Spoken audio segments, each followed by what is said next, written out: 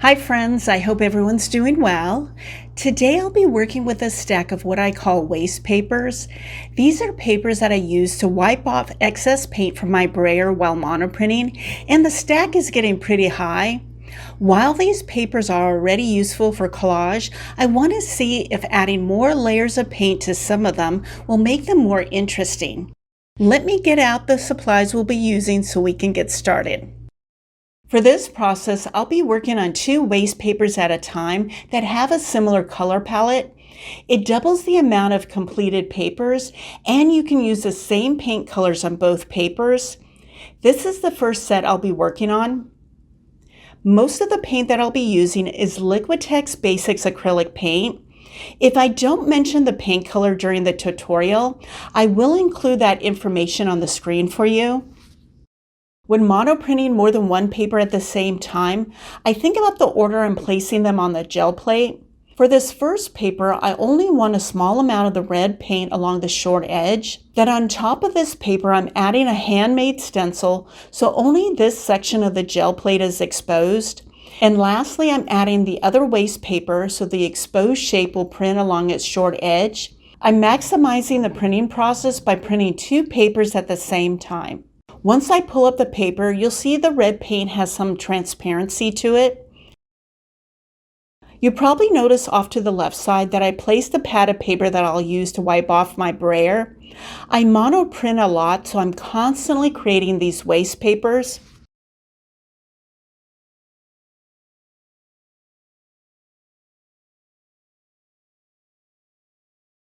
I'm continuing to add red paint along the edges of the waste paper. I brought out this third paper that has the same colors and a lot of exposed white areas.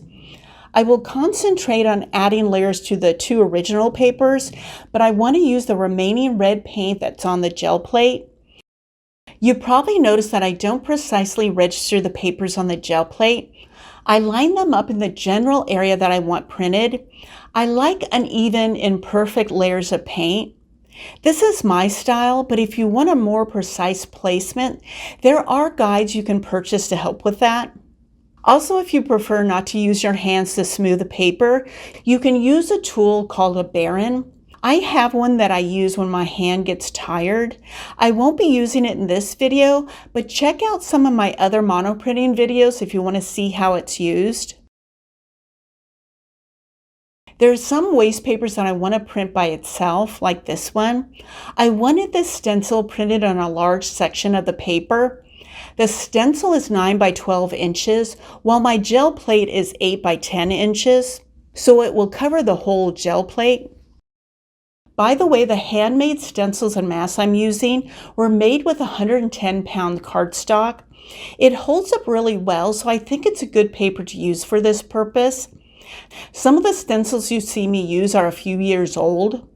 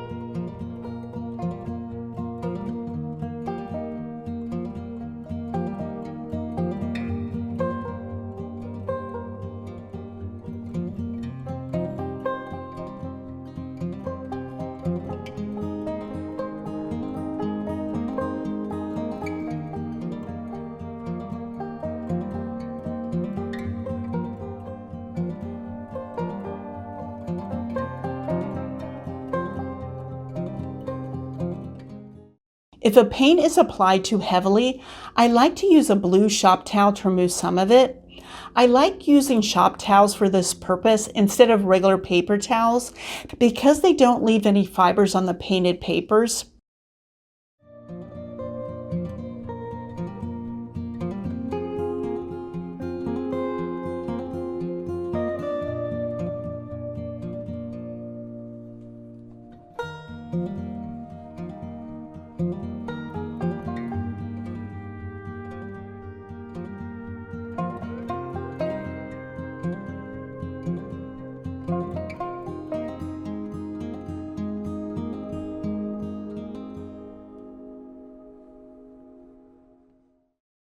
For this next section, I'm using a stencil with small holes that I made with a hole punch. I just want to add dots to this black section, so I added a scrap of paper to mask off the nearby area. This prevents any paint getting on that area. When I'm adding layers, I'm not thinking about the paper as a whole composition. I'm focusing on smaller sections because I know I'll be cutting up these papers for collage later. I'm asking myself questions like, does this black area need another detail, or is it usable as is? For a small area like this black section, a small stencil or some simple paint marks are good options to add on top.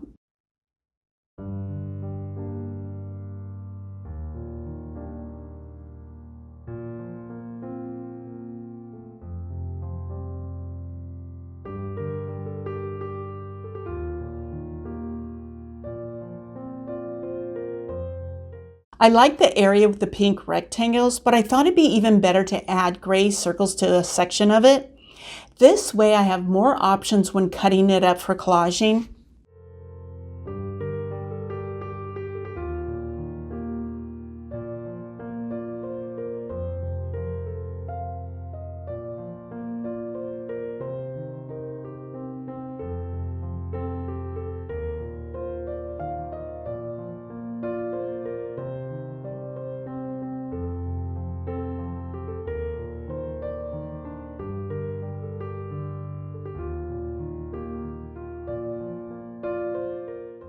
I could do the same thing on this paper, but instead I want to show you what it looks like to add circles on top of each oval. I'm using the same paint color and stencil, but I'm being mindful of the placement.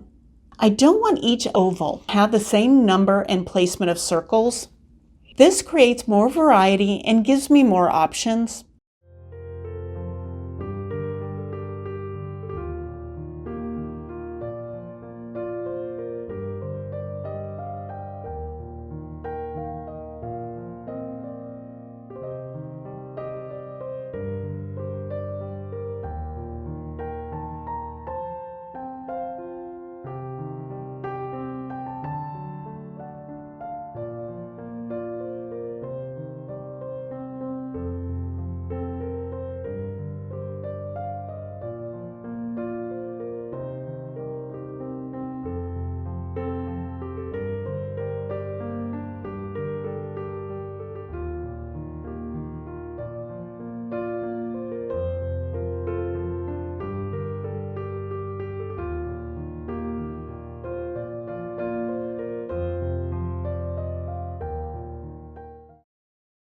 These are the finished two papers that I originally started with. I'm happy with the way both of these turned out. I think there's enough layers on each one. I suggest using between 4 and 6 paint colors, especially if this is your first time trying this technique.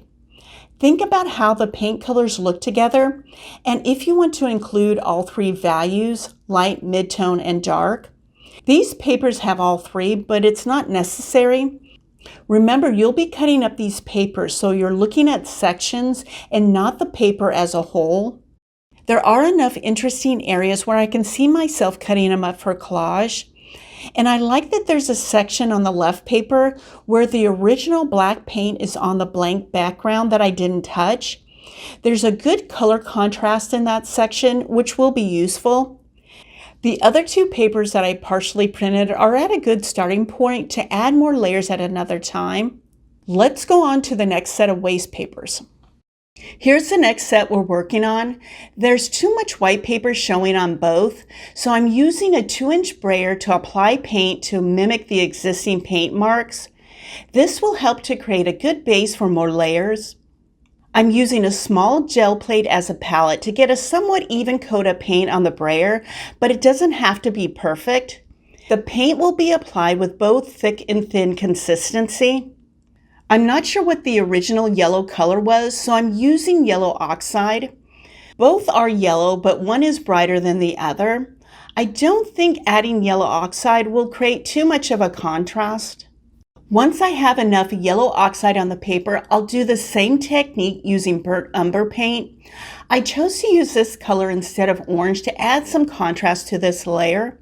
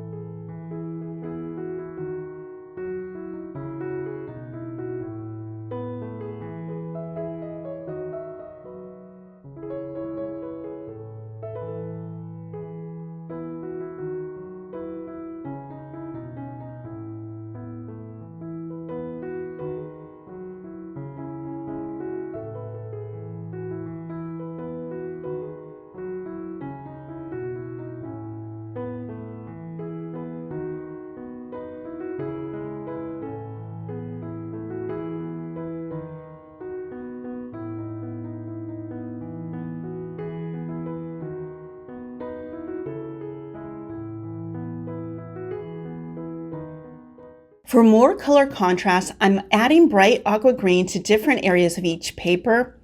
On one paper, I'll apply it with a brayer. Then I'll use the gel plate on both. This is one of the benefits to working on multiple papers at once. You can use the same color but apply it in different ways for more variety. I'm going to continue applying this aqua paint to both papers on different sections.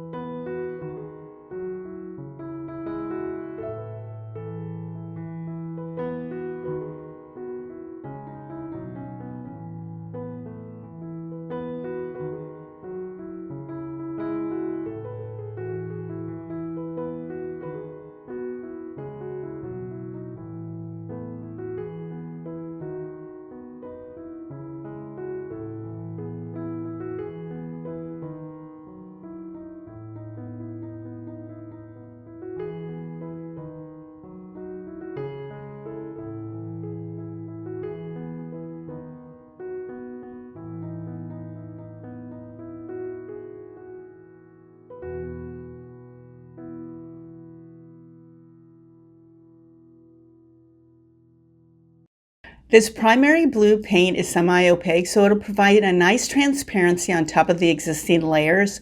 Even though I want it to be transparent, I'm making sure there's enough of it on the gel plate to get a good print.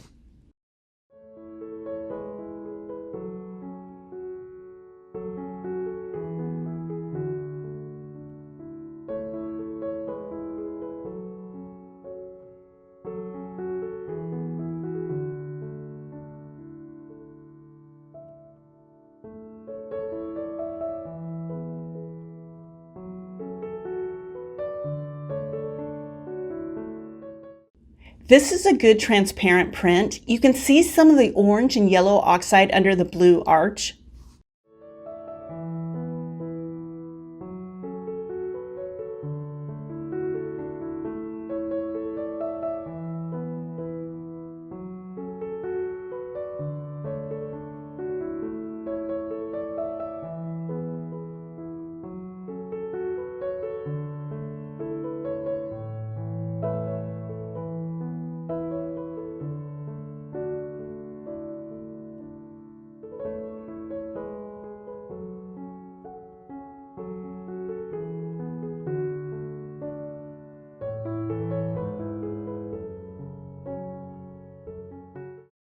I'm continuing by bringing back the burnt umber paint.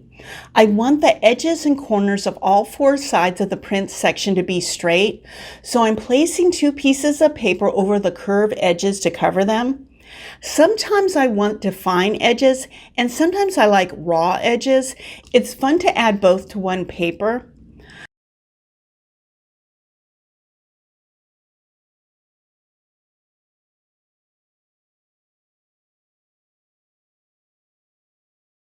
I ended up bringing in a completely different paper to print on the other side of the gel plate because I didn't want this pattern on both of the original papers.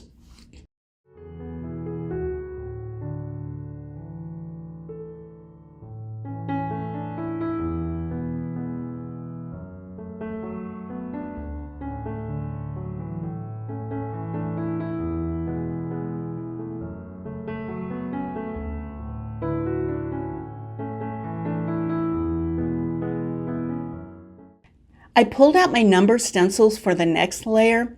When you're using stencils with numbers or letters or words, you have to think about how they'll print. If you want them to be readable in the final print, you must place the stencil backwards as a mirror image on the plate.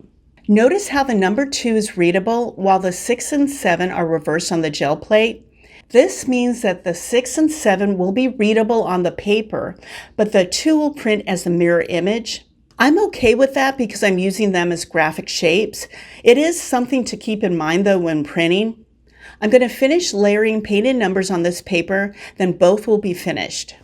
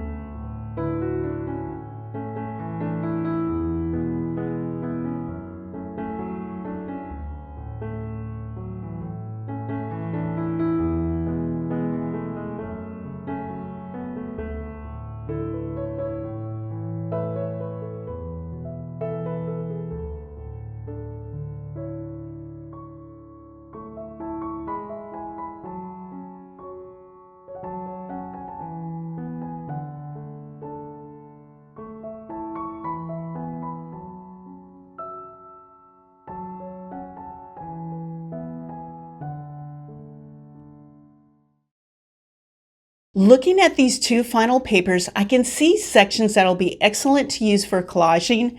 I'm starting to get very inspired by this printing process. Let's go on to the next set of papers. I chose these two waste papers because there wasn't a lot of paint on either one, which gives me more leeway to add layers. Again, I'm going to start by applying paint with a brayer to both papers. This turquoise paint is nice and opaque, but it can be applied with a lighter hand to shear it out.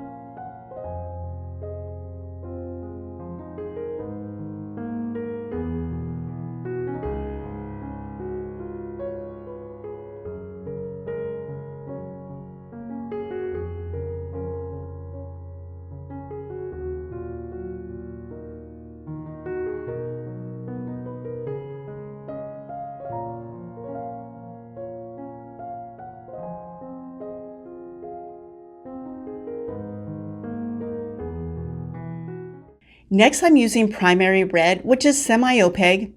I wanted to use it because it will create a transparent watercolor look. I decided to paint uneven thin lines over the whole paper. I like to start somewhere in the middle. I chose this area because I could follow the straight edge that was formed by the paint on the paper. I find that it helps me paint a straighter series of lines this way. If I start at the top of the page, I tend to eventually paint the lines at an angle. The lines don't need to be perfect, just somewhat level, so that's why I don't use a ruler as a guide. You can easily see the transparency of the paint lines. I love the look of layers when some are transparent. I will apply lines to the other paper as well, but not in an all-over pattern, just on top of the turquoise paint.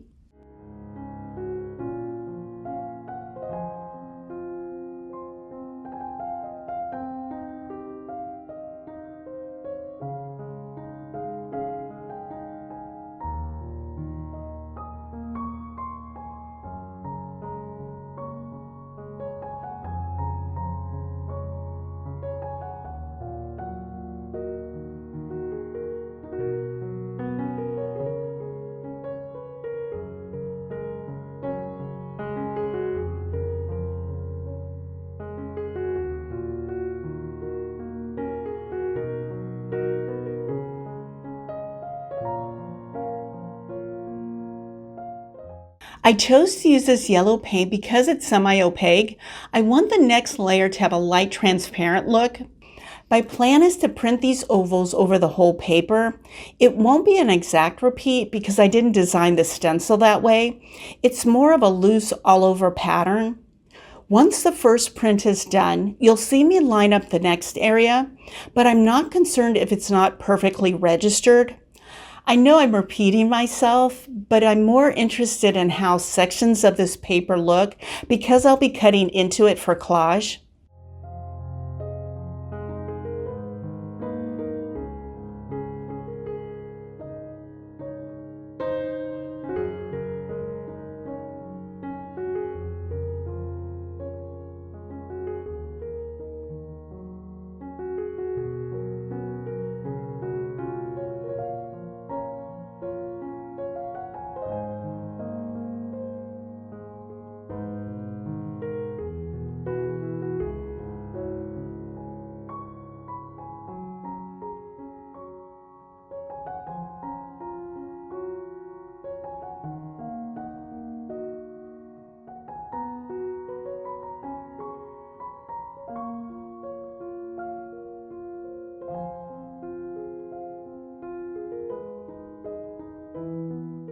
For the second paper, I'm using this handmade stencil that has slightly larger ovals.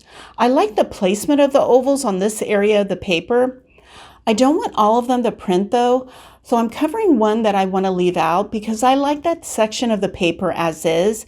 Also, I like uneven patterns. You'll see after the first print, I'll use the stencil again to print just one more oval above the left row. The paper will have one row of 5 ovals and one row of 3.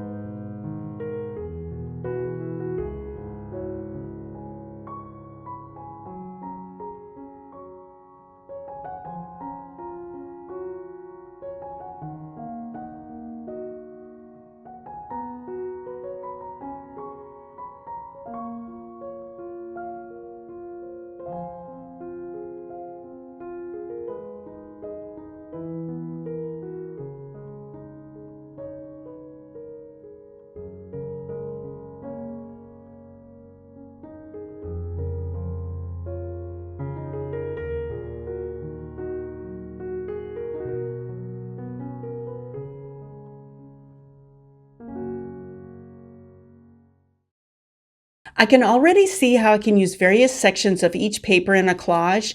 I love the transparent look of both. I haven't used multi-layered papers in a while, so I'm definitely getting inspired. Let's go on to the final set of papers. Here's the fourth and final set. Once again, there's a lot of white paper showing, so I'm applying the paint with a small brayer to mimic the waste paper texture. I'll add some music while you watch me apply paint to both papers, and I'll come back when we're ready for the next step.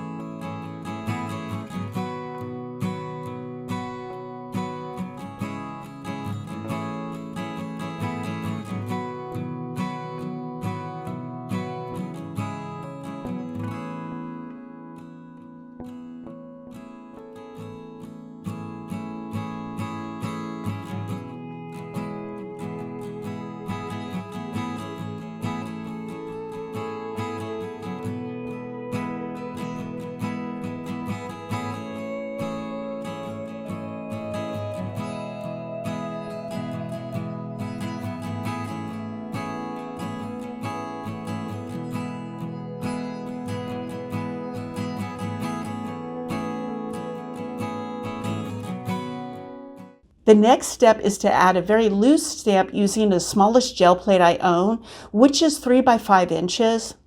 I'm applying this grayish green color to the plate, then use a cut credit card to create a very loose plaid texture. I'm intentionally applying the paint unevenly to get a grungier look. Also, I'm applying the stamp in an uneven pattern. Again, this is my style. If you like a more uniform pattern, you can do that instead.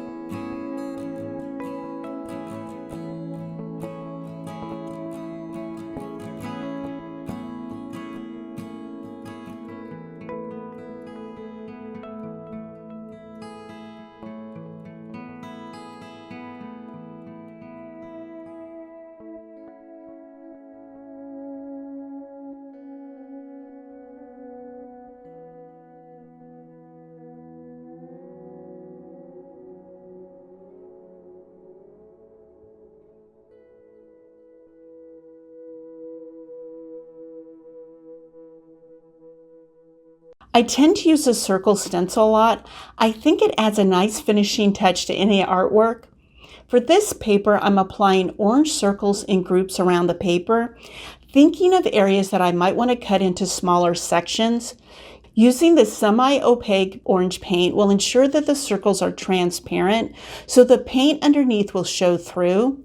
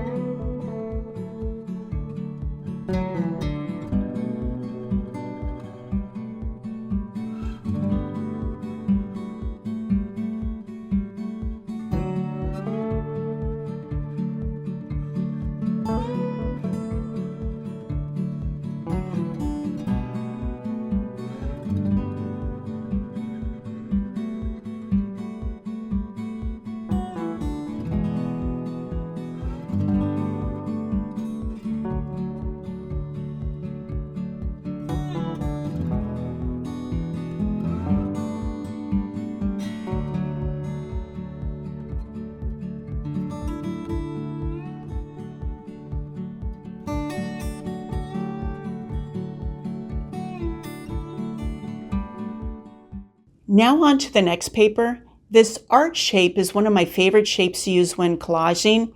I thought it'd be nice to have it as a painted shape so I can cut out the whole section to use on a collage. I'm masking off the section of the paper that I don't want to print to get a closer placement. Again, it doesn't need to be perfect. I will continue to add paint layers to this paper using the gel plate and hand painting.